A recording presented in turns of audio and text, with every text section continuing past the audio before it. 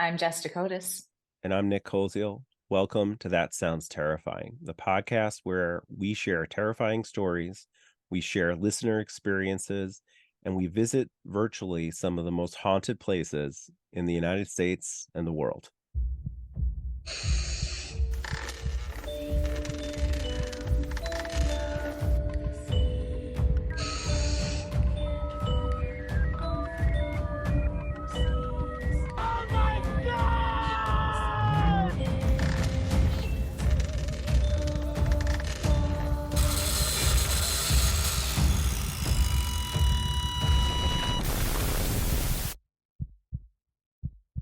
Hi, everyone. Welcome back to That Sounds Terrifying, a podcast where we discuss they're slightly terrifying, but really the paranormal in general. Right, Nick? Yeah, and we have a lot of fun doing it. Yeah. So that can also be the terrifying part. Two Um, top podcast hosts that have too much fun telling stories. and today we're going to talk about ancient history, which is college for us. Yes. Ancient history. Well, let's speak for some of ourselves, just okay? just us, for you It and I, hasn't it's been ancient history.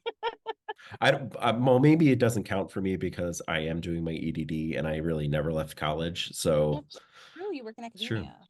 Yeah. Yeah. Yeah. So Jess, have you ever had any kind of weird experiences at college or like colleges overall, like have a lot of history, a lot of energy? It depends. Are we talking about paranormal things? Yeah. Yeah. Well, I don't know what you're talking about, but Yeah, no. So I had a lot of strange things happen um in college, but like I feel like I have a lot of strange things happen in life. Um but yeah, I do have a story to tell. I actually have two, like, awesome. yeah, one's kind of a head scratcher, and as Jim Harold would say, he has head scratchers. If you've ever listened to Jim Harold's have you listened to Jim Harold's I campfire? have not. It's another paranormal podcast. His is like arguably probably the biggest paranormal podcast. But I've been listening to that for years, and he really likes head scratchers, and these are just things that like Hmm. can't figure it out, you know? Not sure if it's Hmm. paranormal, not sure what happened there, but it's a head scratcher, not sure. Which my daughter has been scratching her head lately when she's like curious about something, and she'll go, Hmm. and taps her cheek, and then she goes, and scratches her head. Like, I'm sure she picked it up on a cartoon. That's awesome. She's That's 2. awesome. Yeah. But yeah, I do have 2 college stories. So, and you said that you have 2, a couple, right? A couple? I have some college things. Yeah. Yeah. I was doing some research. I got like a plethora of them, probably enough to do a couple episodes, but there's a couple that stuck out but I'd love to hear what you have come. You wanna start with me? Yeah. Let's start with Joss. Okay. Um, so this one, actually, I can tell you how I met my husband. This is the head scratcher. I'll start with this one because it's That's the most terrifying tale that you have is how you met your husband, it could be. especially, Yeah. especially for him. Yeah. for and what he's done to you. Um, so yeah, he well, Nick's saying that because I started off before we were recording saying how mad I was that my husband left his suitcase on our bed, and like, where do your suitcase wheels go? On the dirty ground all over the Yeah. world. Because he Bringing everything back left right to your it. bedroom. There you Put them on my go. bed. Um, That's the kind of cultural exchange we just don't want to have. and yeah, and all of this story will lead me right up to that moment. Yeah. um, but okay, so in my 5th year at RIT, um, and doing 5 years at RIT is very common, but I switched my major Hmm. twice when I was there. Um, and I was looking for an apartment. So I guess this was my 4th year at RIT. So it was my 4th year, and I was taking a statistics class. I don't know why that's so hard for me to say. Statistics. It's a hard thing, Very fun. believe me. I Um, can't say it either. So I was taking that class, and there was a guy in front of me, and his name was Nick, oddly enough. Um, they're everywhere. And Yeah. this guy, Nick, I didn't really know him that well, but he was very nice to me all the time. Like, just like, oh, here are my notes. You missed class, just nice. Um, but like, I never like got close to him. And he was always sitting next to one of his friends. And the friend, like, just wasn't as chatty or friendly, whatever. He was there. He wasn't unkind. He just was there. So I don't remember his name, but they would always sit together in stats class, and I'd sit behind them. Um, and so, anyways, I was looking for a place to live at RIT for my 5th year, but I hadn't really I hadn't told anybody that I was doing that yet because it wasn't like close enough, I guess. Hmm. And like I had a lot of friends that I probably could have asked, like, hey, do you have the place where I wanted to live was called the UC. It was the University Commons, and I always had a place there. It was really close to everything on campus, but like far enough away that and everybody had their own bedroom, and you only had to share a bathroom with one other person, which was great. It was a 4-bedroom, 2-bath place, and you only shared one side. Awesome. So I'd always just kind of bounced around those because, like, I don't know, I just did. I liked living with different people, and like each semester or like year or whatever, we had trimesters at the time. Um, I would like bounce around. It was a lot of moving, Hmm. but I didn't really mind because I didn't have a lot of stuff. It was fine. But again, I hadn't put out there that I was looking for a place to live at all. And I remember specifically that because, and this is important, because one day I'm sitting in stats class, and Nick turns around and he goes, "Hey, I heard you're looking for a place to live." And I was like, "I am." But I don't think I asked him, like, this is going back a long time, but I don't think I asked him, like, how did you know that?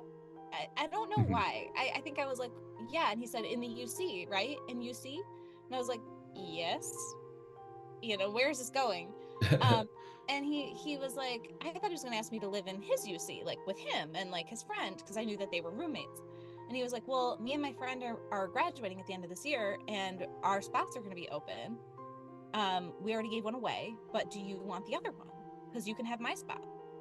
And I was like, what's the number? Which one is it? Yeah, of course, and I don't mind living with strangers because strangers become friends. Right. Um, and that was my experience. I lived with friends too, and that was great, but I don't know, it was all strangers. And so I was like, yeah, why not? Hmm. So I got that apartment. God knows why. I don't know. I don't know how he knew. I don't know. Like, and I remember being like, that's weird. I don't know how Hmm. he knew. I still don't know. I don't think I asked. It's very strange to me. It's like all like kind of a blank. And I don't know, like, because I'm very inquisitive. So ordinarily I would be like, how did you know that? Right. Um, and if I did say that, he must not have given me a straight answer. Like, it must have been like I just knew, like, or like I just heard it. Um, Yeah. because only my closest friends knew, and my closest friends didn't know him. So Hmm. I don't know. But anyways, so I move into that apartment, and my roommate was this really cool guy, Aaron, who he was sweet and funny, and we're still friends to this day. And these other two people were on the other side, and they were great, but I didn't keep in touch with them so much. But one night, one night we were having a party, and again, these are strangers. I don't know these kids well. And it was past Halloween, so it was past my birthday. So my birthday's October, and Hmm. I had always seen this guy around campus with curly hair and blue eyes, and I was always like, that guy, so That's the handsome, one. yeah. And I worked at the gym, so and he would come to the gym, and so I knew his name, and so he he ended up being friends. I didn't know this. My friend Anna was like, oh, I invited my friend Evan to your party, and it's like 2 a.m. at this point. And I'm like, really? And she was like, yeah. And I was like, it could be any Evan, right? Like, there's a billion Right. Evans. And I was like, Evan Dakotas. And she goes, yeah, do you know him? And I was like, oh, no, I don't. Like, I mean, I know him in passing. Like, I know him in passing, like I was super embarrassed all of a sudden. I was like, oh, shoot. Yeah. He comes over, and this is the weird thing. My Evan never like stays out late. He's very practical. He'll go right to bed. He prefers bed. Like he's not going out, but he went to a, a double feature of Cloverfield and I want to say like Rocky or Rambo. Rambo, I think. It was Mhm. Cloverfield and Rambo. Um and he came over, he was there at like, did he come at 2 a.m., 3 a.m., something like that? It was like the middle of the night. But we were still going because it's college, right? Like Yep. you're raging. It was Thirsty Thursday. Um, so he walks in the door, and all of a sudden, I was already pretty confident in college. I don't know why. I was like, yeah, I'm young, I'm cute, whatever. He he walked in the door. I wasn't this confident though. And I saw him, and this girl next to me goes, wow, that guy's cute. And I looked at her and I said, back off. I walked right up to this guy and I was like, hi, I'm Jessie G. That was what I was known as in college. I was like, I'm Jessie G. It's nice to meet you. And like from that day forward, we were together. But it was weird. Like, never would I have met him. Like, really ended up meeting him because at the gym I wasn't going to talk to him. I was, it was weird. Um, Mhm. and I was working, like, what are you going to do? He was working out. I'm not going to bother somebody when they're working out. It never really clicked that I was going to. But all of that, like, that guy not knowing, like, all of a sudden knowing that I needed a place led to my meeting Evan. And Aaron, my roommate, ended up being in Evan's major, and they were friends. And I didn't know that. Mhm. So when Aaron invited Anna to the party and Anna invited Evan, which is like a whole cluster of, I don't know. Anyways, Yeah. that was my super Chances. long, weird story. That's awesome. And the rest is history. Yeah, yeah. And now he leaves his dirty Yeah. suitcase on my bed and I get angry. And that's the connection right there. That's how it comes Yeah, that's back. that's yeah, And that's we're back. And this is why he's in trouble.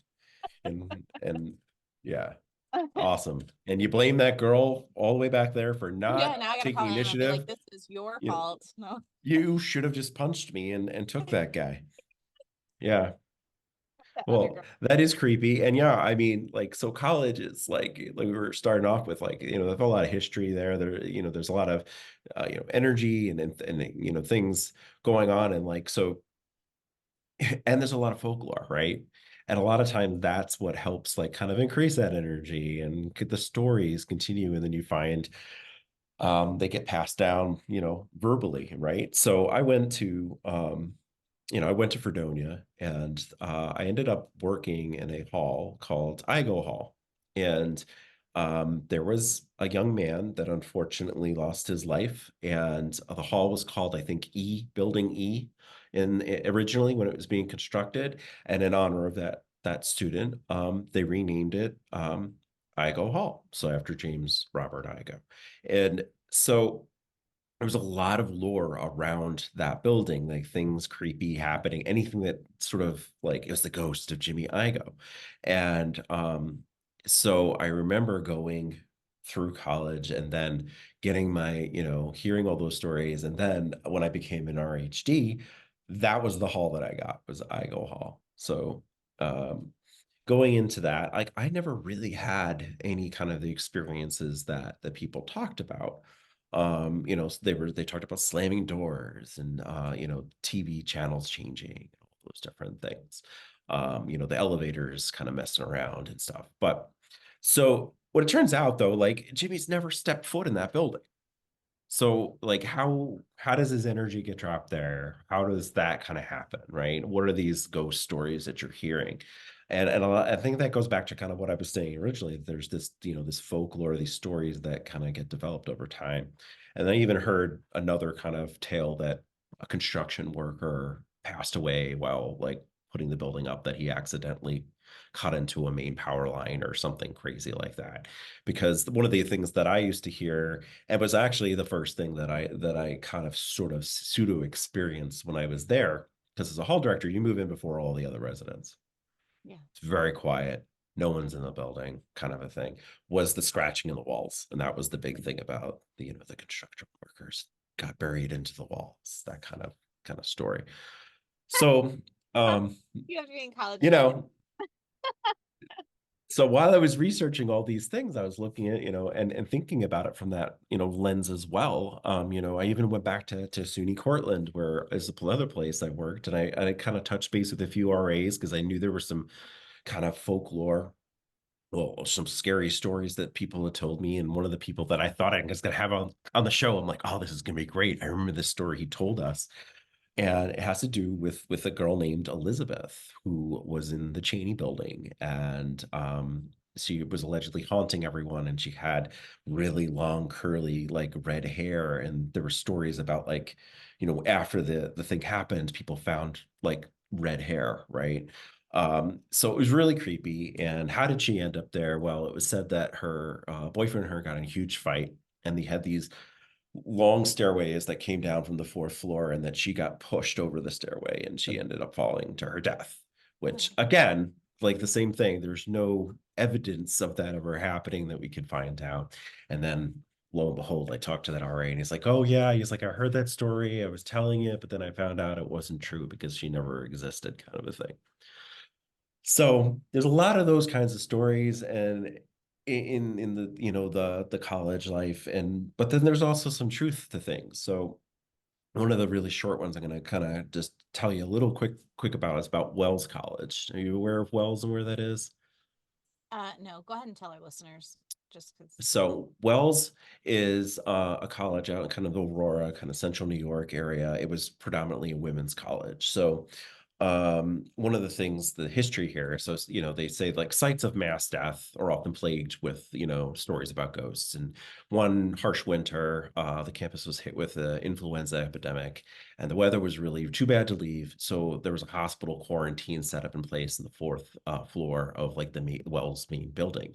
And apparently many students had died, and they actually had nowhere to bury the bodies, and to do anything with. They had to kind of put a room into sort of this makeshift morgue. So the door was painted red so no one would accidentally enter. And then after the epidemic was over, the door was repainted to the standard color door, I guess.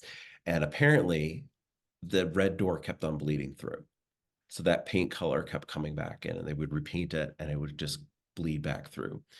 Um, and so, like, you have students going around and searching for that red door. And like every time they were able to find it kind of through. So that's kind of like the epidemic thing. And during that time, there was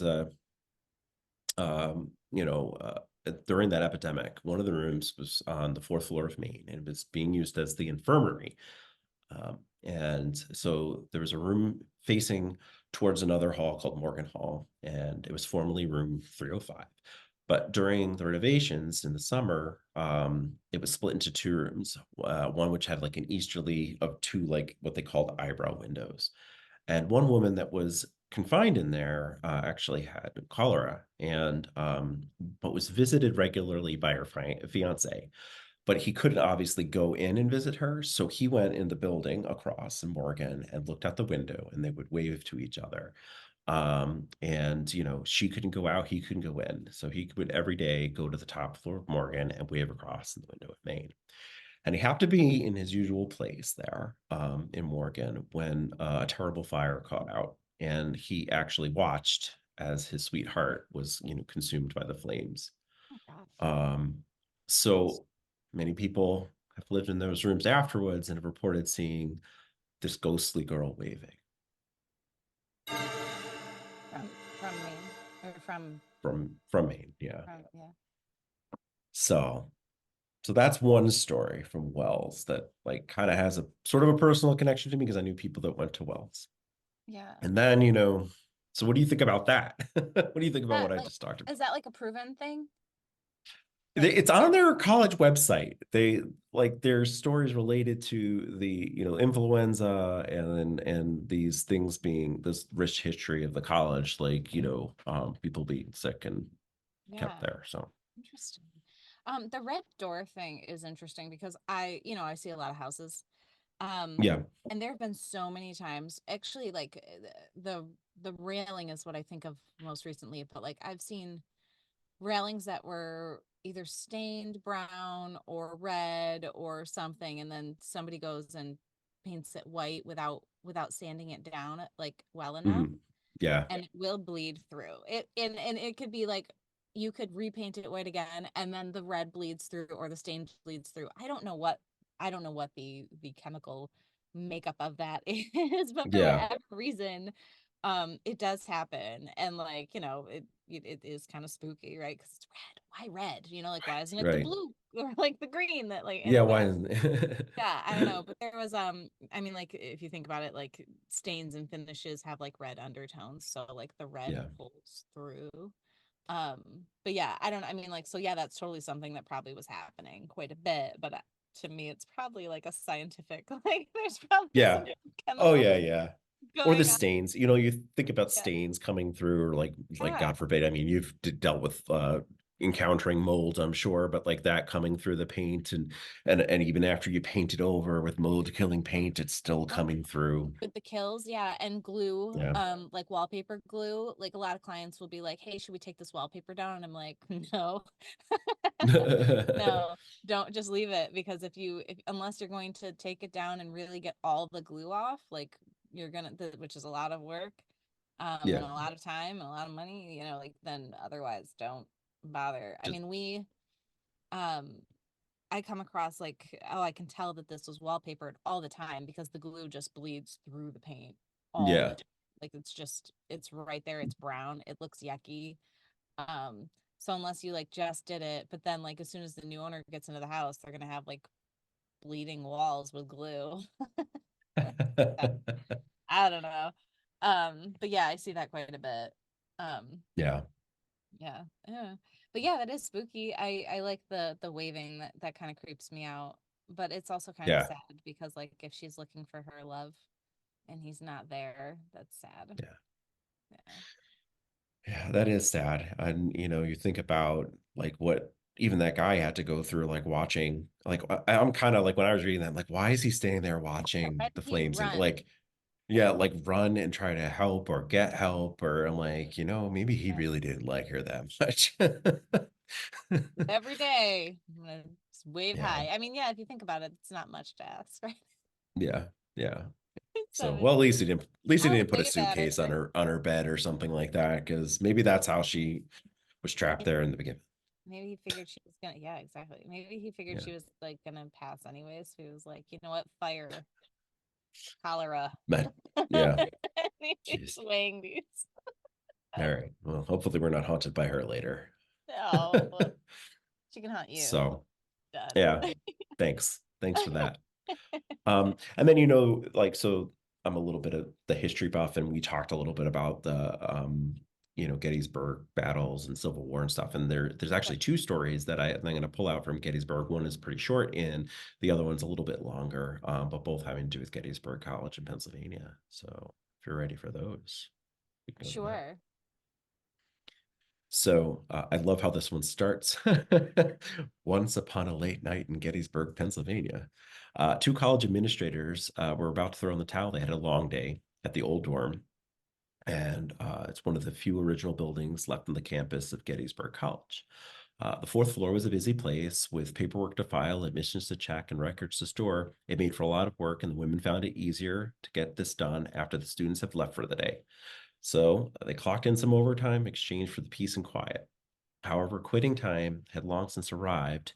Then now they were heading for the elevator. So the corridors were very dark, lighting in those old buildings not very good, and they often flickered and had a quiet hum. The women were, chatting and happily ready to get home. Stepping onto the elevator, they pressed the button for the first floor. With a sudden jolt, the box began its slow and creaking descent. Then things turned a little fishy when the elevator sailed right past the first floor. The two women exchanged confusing glances. They punched the floor button again to try to force that elevator's mechanics to go back up, and the machine clunked to a stop in the basement. A dank room used for old storage of file cabinets and moldy cardboard boxes, stacks of dusty paperwork, maybe some leftover odds and ends from when the building served as a dormitory. The ladies weren't sure what the hell had happened to that elevator, but they definitely weren't prepared for what opened up in front of them. The elevator door slid open with a ding. Instead of a musty basement, the women observed a scene straight out of hell. Gory, limbless, and grisly men in Civil War uniforms lay on every inch of the floor space. They were crammed in like sardines. They cried in pain and moaned about oncoming death. Their skin had turned white with blood loss and shock. Some were slate and stiff with death, and blood coated all the walls and pooled in the floor, smearing every stitch of clothing. A haggard crew of Civil War medical personnel oversaw that hideous scene. They were not doctors, a few blood-splattered nurses, and military orderlies. They worked with goo-covered bone saws that claimed way too many limbs. Even now, they had a squirming patient down, ready to work on a leg. They sawed, crunched through the human skin and bone, back and forth, blood squirting, the man screaming. Nearby, another orderly carried an armful of bone saws of harvest, bloody legs and arms, and stumps at the end. I can only imagine the horror that these two administrators were going through. They screamed out and cried. They jumped back further into the elevator to get as far away from the spectacle as possible. They punched the buttons over and over, praying for deliverance from this horrible scene. One of the medical orderlies suddenly turned towards the elevator. He gazed at the visitors, and then the doors closed. When they returned back up to the first floor, everything was normal. Okay. So I just got done telling somebody who wanted to listen to our podcast that it's not gory. No, we don't talk about blood at all. Yeah, now it's gory. Yeah, sorry about that. So do you think, okay, that could go either way, right? Like, do you think that was a time slip? Like, so in this story, like the author talks a little about it being maybe a time slip. Yeah. I think it could be that. It could surely be that. It surely could be the echoes of everything too, like that scene. That hall apparently was used as, a lot of buildings were during that battle as a hospital, a makeshift hospital. But yeah, my feeling like you could have slipped back into time on that one more than Ghost. And if you said the orderly turned? Yeah. And so if the orderly saw that, do you think that, I mean, there could be so many things. It could be spirits wanting their death's witness so they could move on. It could be that that entity, I don't know if it's a spirit or an entity, because to, share something like that, so bloody, so gory, so horrifying, would be kind of evil. To try to spread that around. I don't know. Like he wanted his story shared or something, or to scare them, or I don't know. Yeah, and it could just be like the energy left that you're replaying, but the fact that he was cognizant of them, to me, means that this was on purpose, or the orderly in the time slip was like, whoa, what was that? Because if he saw them and they saw him, like, then he must have been like, whoa, I must be hallucinating or something, that'd be interesting. Yeah, I mean, it is interesting too, because like like I said, I kind of feel like it was a time slip, but then a part of me is also thinking like, there's no elevators in that time, obviously, so you would be amazed if something just opened, like, and all of a sudden there's this two women standing horrified in like, non-Civil War looking clothes.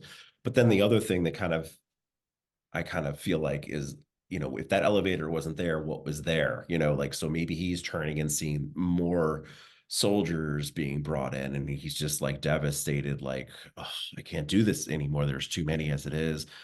So yeah, I mean, I'd love to hear kind of what the listeners think too. Like, what do you feel? Was this a time slip? Was this a, ghost experience? Those kinds of things. So definitely like write us and tell us what you think. And your friend there, if they're still listening after this gory story. I hope that they will write in as well and Yeah.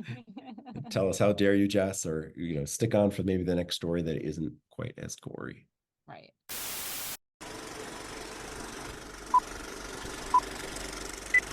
This one is called The Blue Boy, and has to do with Stevens Hall in Gettysburg, which is an old dorm that was erected in 1868 as preparatory school for girls. So in the 1870s, a few girls from the school befriended a boy from town, and one day in the dead of the winter, the boy escaped from an abusive home and found refuge in the girls' room on the second floor.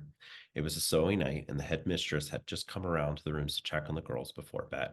As she approached the room, the boy was hurriedly hid onto the ledge outside of their window. And the headmistress took the time to talk to the young women, and she didn't leave the room until almost an hour later. The girls threw the window open to look for the boy, but all that was left were some small footprints in the snow on the ledge. And then they ran outside to see if he had fallen, but the boy was nowhere to be found. To this very day, they have sightings of the boy in the window, blue in the face, as if frozen, and it's common among the female residents of Stephen Hall. So that's your buildup here. So Okay. here's a little tale about that. In the dimly lit corridors of Stevens Hall, whispers of the past echoes along the sides of the footsteps of the present. I was a resident assistant and heard countless tales about the frozen boy, but never truly believed in him. It was the dead of the winter, kind of night where cold seeps into your bones and the wind howls mournfully outside. I was doing my rounds and checking in on the residents when I found a soft sobbing coming from the second floor. I was curious, so I made my way to the source of the sound and found a group of girls clustered around a window. Their faces were kind of pale and they were crying. They pointed out to the ledge outside, and I looked outside, and there was nothing. I did feel a chill run down my spine as I approached that window, and my heart was pounding. But there was still nothing out there but the swirling snow and emptiness and darkness of night. I reassured the girls, telling them there's nothing out there, it's just a figment of your imagination. So they slowly walked away from the window. I turned for one more peek outside, and I thought I saw something duck from the window. I dashed forward for a closer look, and in the window, in the frost, was written, "It's so cold." Yeah. So that reminds me of I wonder if that was the basis for do you ever watch Are You Afraid of the Dark? It might have, Yes. yeah. Did you ever see the one with the I'm cold ghost? Yep. Little boy Yes. Yep. outside. I'm cold. There. Yep. We still There quote is a that, reference. my friends and I. And so I wonder if that was like a basis for There was another version Are of You this Afraid of the Dark? story where they talked about that episode too, and I remember Yeah. that as well. And that, like, it seems to them that it was, a way that that story was created. But it kind of goes back to what I was saying before. A lot of these stories are sort of like legends almost. They're Yeah. retold, and Yeah. but what do you feel about that? I mean, that's happening again at a very, powerful site where there's a lot of energy, a lot of passing and stuff. Yeah. I mean, don't go to college in places like that if you don't want like a creepy experience. A paranormal experience, I guess. I don't know. I think that colleges just have overall, they're like theaters. There's so Yeah, much energy there. There's young blood, like these yeah, when you're young and you have your whole life set out in front of you, and that's just so much energy, and you're learning, and learning expends so much energy, right? right. And then there's art, and there's that kind of energy, so I mean, yeah, if you're already at a place where energy is held on to, Yeah, by all means, that makes sense. it does. um yeah, no, I mean, it's a cool story. I love stories like that. They're so like creepy. Yeah, And, yeah, like for sure. ghosts and stuff. But Um, so he must have been already a ghost too, that like yeah, I mean, if you're going by like the setup and stuff like that, the boy could have been like, it just like passed away maybe, and they just didn't find him, kind of a thing. I also heard a couple different variants of where the boy came from, that he came from an orphanage, that he came. So like, but he all like kind of saying they befriended the girls from the thing, Mm-hmm. from the, the preparatory school. That's the Mm-hmm. word I can't say today. Preparatory. So yeah, yeah, but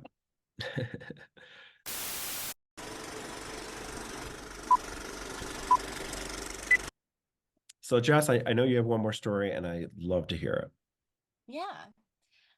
So this isn't like this was just me in college, but actually this is interesting because it was kind of the first time that I learned that I um could control or like recognize my mediumship abilities. And I'm not sure if I told this on the podcast or not yet. So if it's a Mhm. repeat, I apologize. But you know, hear it again. Too Um, bad, so sad. Let's go. yeah. Mhm. My freshman year of college, I made friends with some other kids in a different dorm, and there was this guy there, and I think I can. His first name was Mike. There's a million Mikes, so it's okay. Mhm.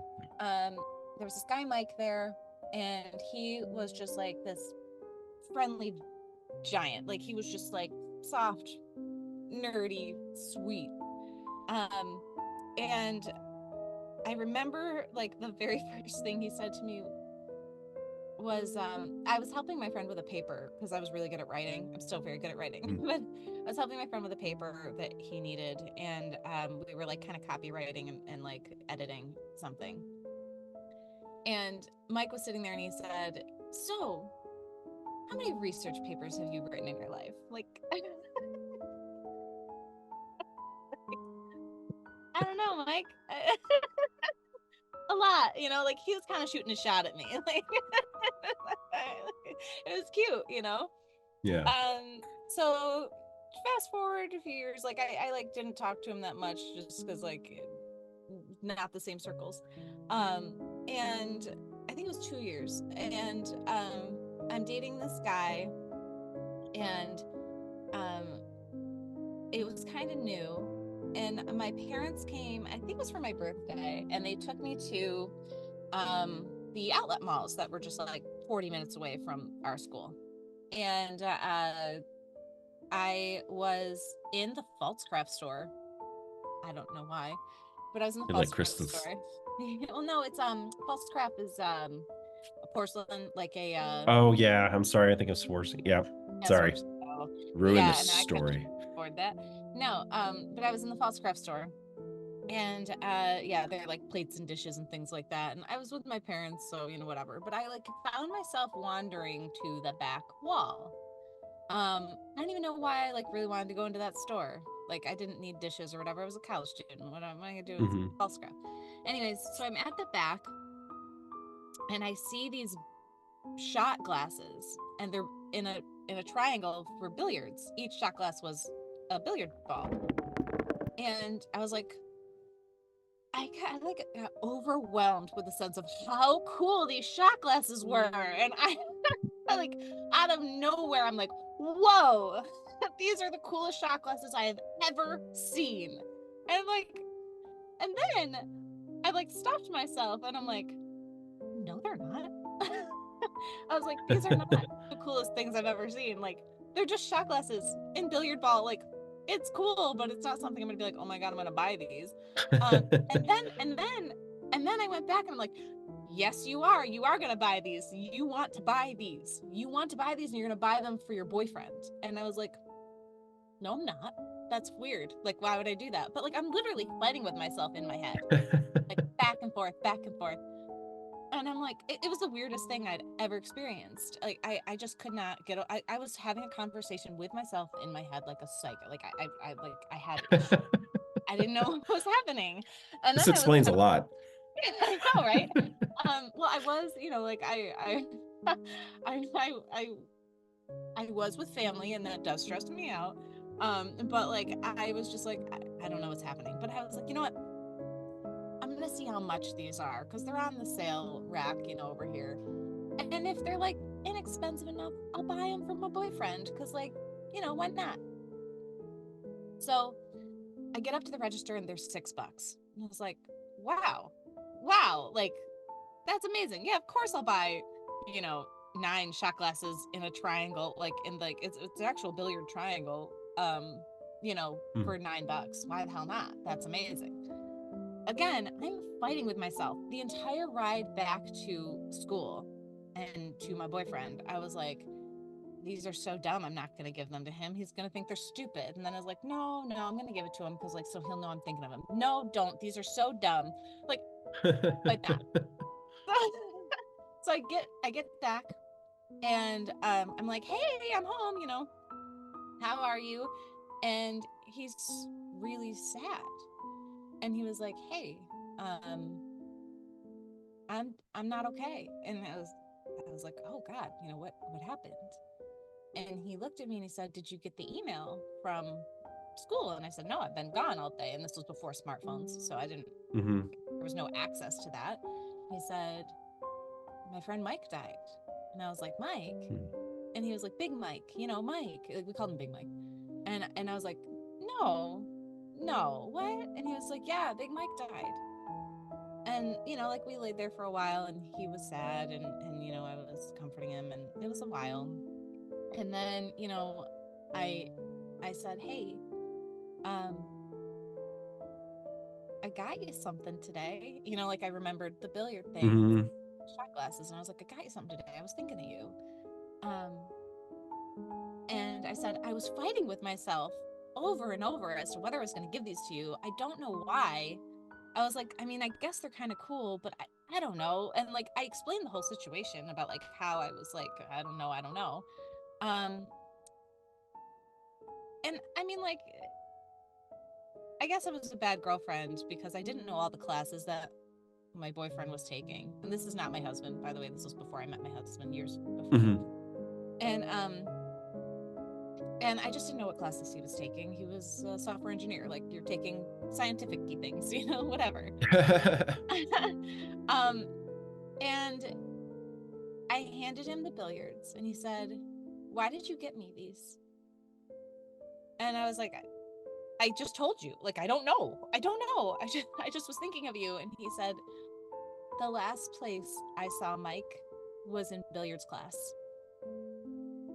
And all of a sudden, everything clicked. Everything Hmm. clicked, you know? Like, I was like, oh my God, I was talking to Mike. Mike was coming to me to say goodbye to you. I was like, these are not a gift from me. These are a gift from Mike to you know? And I Hmm. got all excited, you know? And like, I was like, Mike's saying goodbye to you, Mike. And I just got chills again. Like, Yeah. Mike was here, you know, Mike said goodbye. And that's why I wasn't arguing with myself. I was arguing with Mike. Mike was trying to like input into my brain that like, you know, Yeah. and it's my mediumship ability, right? But I didn't Yeah. know it at the time and I didn't have control over it at the time. I was very fearful of it. Um and so like how could he influence me without making me fearful? He made it my own thoughts and not like a voice or you know whatever. All right. Um yeah, so it turns out he did die in a car accident, which was horrible. Um, Hmm. and 2 of his other friends were like very badly injured, but lived, and they did come back to school after. I Hmm. never told them the story. I did know them, but I never told them the story. I wasn't close enough to them. Again, like different circles, but I knew who they were, and Right. obviously my boyfriend knew who he was. Um, so yeah, that was my big college story of like and it was a profound experience Yeah. that like all of a sudden I realized I really can like the Hmm. dead really can talk to you, they can influence you, they can, you know, it was so interesting. Yeah. So do you have like this is what like well sorry for your friend and because that was probably a really crazy It was experience, but yeah, it was interesting. I mean, so like now, are you able to identify these things a little bit Yeah, easier? yeah. That things are coming through you and it's not just you having an argument with yourself like a crazy person? Which does explain a lot still, believe Totally me. does. Yeah, I'm getting well it now. I feel like other people I feel like other people have this happen to them all the time, but they don't know, right? Right. And I didn't know at the time either. It was just so forceful at the time that I just was like, oh my God, I need to buy these, and I still like Mm-hmm. feel that force of it too. Like when I recall it, I feel how passionate it was that it came in my brain and I had to buy these. Mm-hmm. But then like real me was like, hold up, why? you know? Um but yes, I can now Mm-hmm. understand because I don't necessarily all the time hear voices, although I can hear accents and I can hear it's hard to explain. And it's not audible. It really is just in your brain and it sounds like your own voice. It does, but Mm-hmm. like you can hear it's kind of like recalling a dream and like you recall somebody saying something to you and you can hear the voice in your head, but like maybe not all the details, but like when somebody's talking to you in their past, um, you get the gist of it. You get the gist. Mm-hmm. And if they're more powerful, like more like just stronger, I guess not powerful, but if they're stronger, a stronger energy, you can really hear them. Um, but yeah, I mean, it just depends and it's so weird and it does make you feel like you're going a little cuckoo, Mm-hmm. and yeah, I don't know. I have that was very defining for me though. I was able to understand all of a sudden like this will come to me in my own voice and it's not me. And it was so helpful in identifying from that moment on when something was coming to me that was outside of myself. Mm-hmm. Well, it's a crazy, story and super cool that like it was a pivoting moment for you. So now that you're able to identify those things and I mean, so one other question about your boyfriend at the time, was he accepting of what you said or did it like I could see that going either way. Yeah, no, he was. Which is interesting because I think he was like agnostic or atheist. I don't know. Mm, I did not want to talk about religion um in college mostly. I especially when I was dating him, I did not want to talk about that. It was something that was sensitive to me that I mm, wasn't sure about anything yet. But I think he was like agnostic or something. Um, mm, but he was accepting of it. He literally just, I mean, maybe it was just in his sadness where he was like, wow, but even he couldn't, even he couldn't like ignore the fact that it was weird. And I mm. didn't know that he went to billiards. I had no idea he had billiards Yeah, club. I know that. yeah. And that was the last place he saw. I'm like, so he acknowledged it in that moment. We never really talked about it again, ever. Hmm. Um, I'm sure that those billiard glasses are long gone from his, Yeah. stuff. But yeah, I don't know. It was important in that moment. And it was just they served their purpose, right? They were a goodbye, Hmm. you know? I Hmm. think that Mike valued him. So Yeah. yeah. Yeah. Well, that was an awesome story, and if he is listening to the show and he still has those billiard balls, we want a photo. I highly doubt that he would even keep track of me, which is That's totally fine. funny. No, he was a great guy and he was a great boyfriend. Mm, And yeah, he was a great friend too. But yeah, we just haven't kept in touch. yeah. Well, those things happen. That's another part of college life. I think that, you start to, go in different paths and, you know, some people fade away. Yeah, exactly. And that used to be like ghosting, right? And now ghosting Right. is something totally different. Ghosting is like Yes. all like they just stop talking to people out of nowhere. Hmm. Friends, family, and then like situationships, dating. Yeah. Yeah. Corporate jobs. Yeah, corporate jobs, that's Yeah. right. Kids be Yeah. crazy. Kids be crazy. You just leave and like you don't call, you don't write, you just You're just gone. you're just gone. Just a Yeah. ghost. Yeah. See, that would scare me.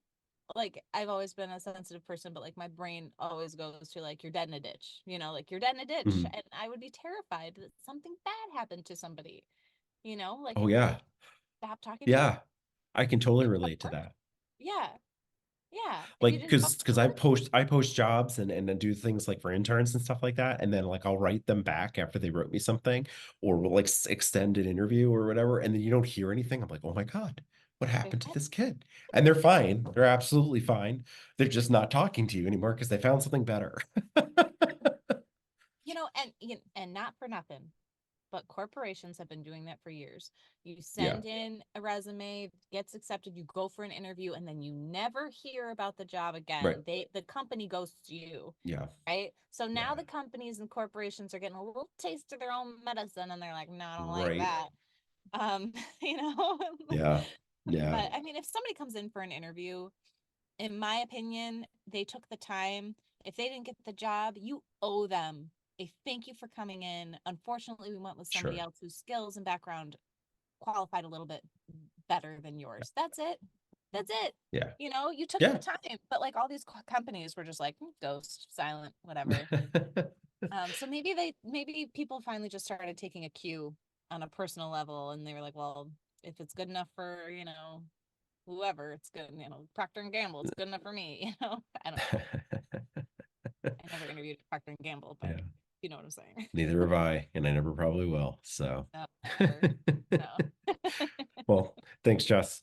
Really enjoyed those stories. And if you enjoyed these stories, we'd love to hear from you. We'd love to hear your stories. So definitely share them on social. And email us and let us know that you want to tell your tale. And that sounds Yeah, terrifying. exactly. So appreciate all of you. Our fan base is growing. Our TikTok audience is growing as the country works really hard to ban it. So it should be just our luck that will be the strongest social media thing that we have, and no one could be on it. Truth. So, but Ay, yeah. ay, ay. Well, whether it's ghosts or bourbon, keep your spirits up.